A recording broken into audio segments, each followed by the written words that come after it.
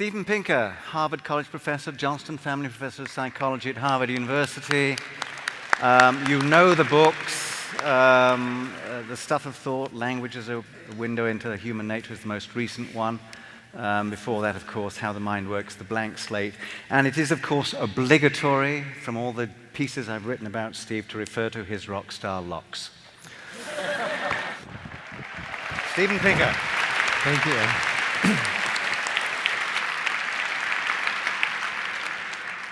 Thank you, Roger. Can science tell us right from wrong? Yes and no. Yes, in the following sense. I have a feeling, given the makeup of this panel, that given all of the debates that we've been hearing recently about science versus religion, that by science, the organizers of this panel had in mind unreligion.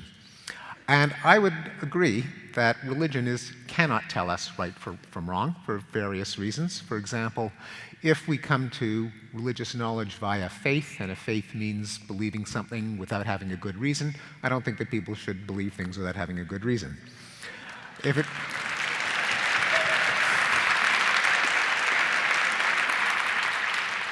If it comes from the glow of subjective certainty, if it comes from scripture, if it comes from authority, those are all terrible reasons to believe something.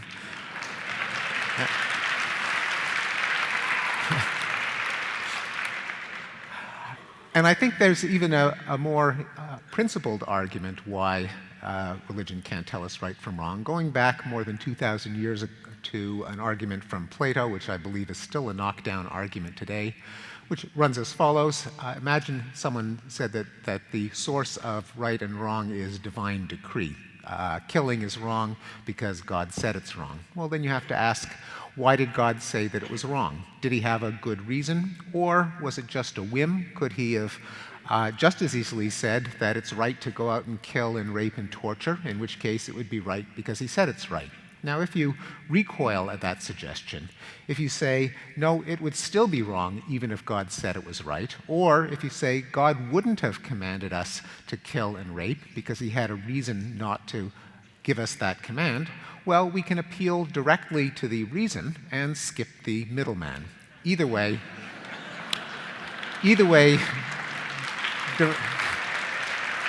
boy, this is I have a feeling this is a non-randomly selected audience. Either way, it's not going to be religion. There's a second way in which science, by any conception, can and has told us right from wrong, because a lot of customs that we recognize today as barbaric, as clearly wrong, emerged out of what we would now consider scientific ignorance. For example, every historic civilization has practiced human sacrifice. Take an innocent person, you subject him to prolonged torture until he's dead. Why would so many cultures do this apparently bizarre thing that offers them no benefit? Well, all of the ancient civilizations believed in sadistic, bloodthirsty gods.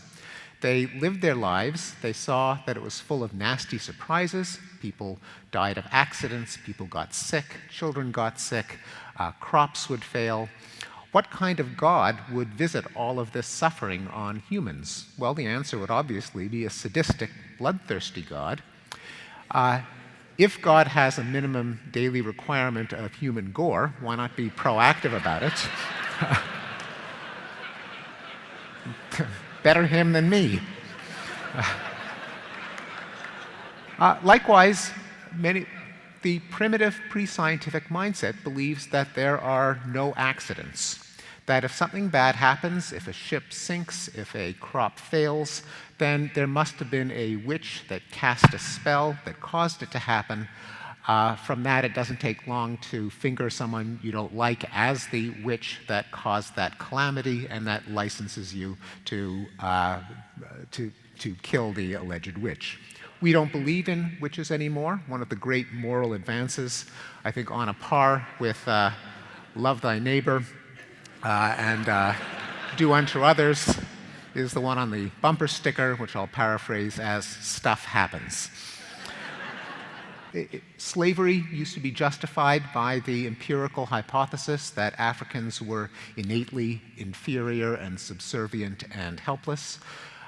We know from a scientific mindset that that is incorrect, and that undermines one of the justifications for slavery. Likewise, sadistic blood sports, lowering a cat into a fire to watch it burn to death as a form of public entertainment.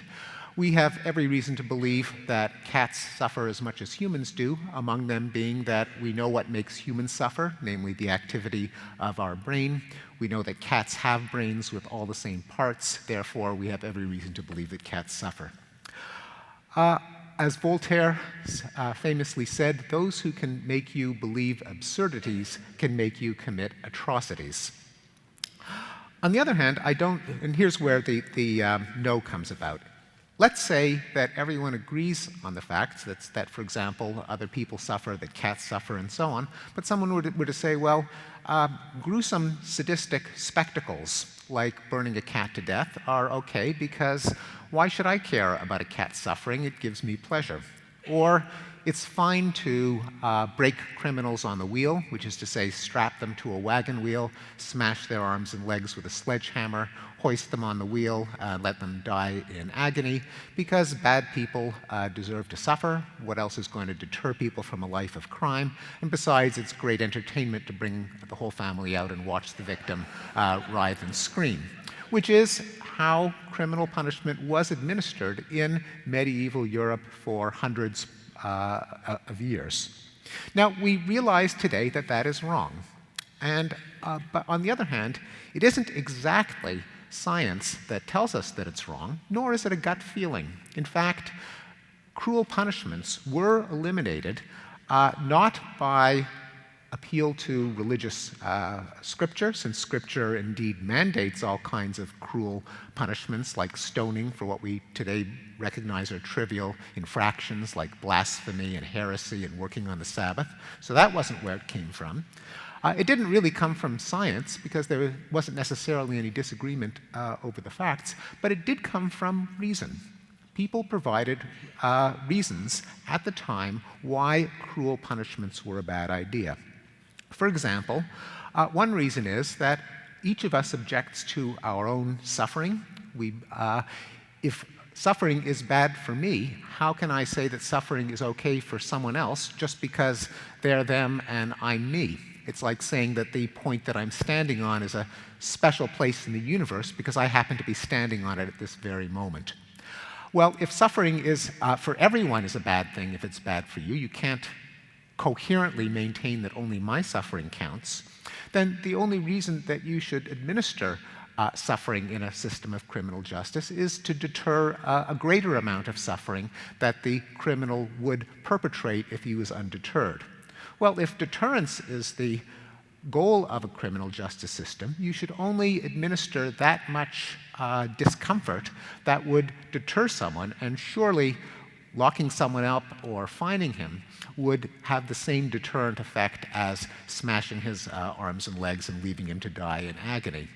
Moreover, if you had a criminal justice system like every European country had until the Enlightenment, where what we would recognize as minor crimes like gossiping was punishable by hideous torture or shoplifting, well, that creates a perverse incentive structure.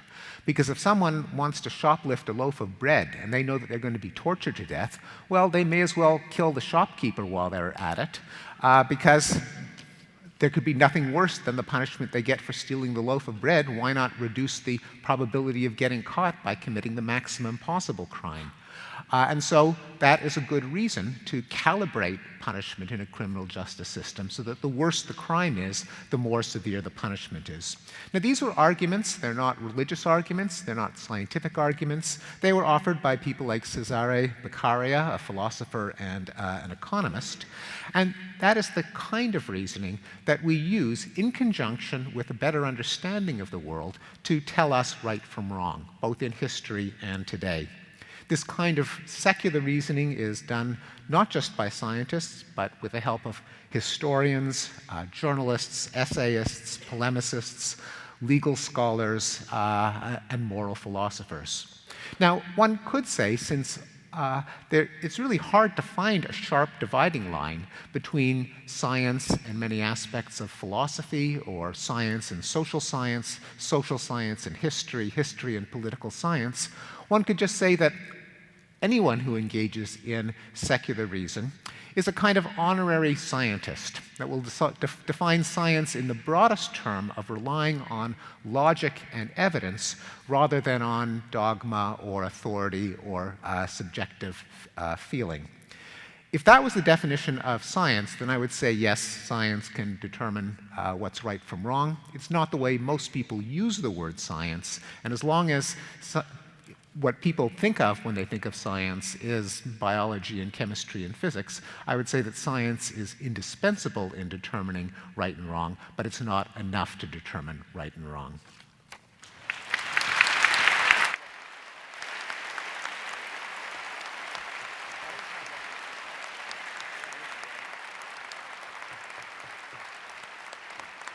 So two quick things before we go to an intermission. Please remember, if you want to actually ask a question for the session, to write the thing down and give it to whoever's standing over there. I can't quite see who it is. And secondly, having moved along a little bit now, let me ask you again the question I asked you when you came in, when we first started. Just that broad thing. Can science tell us right from wrong? Who said yes?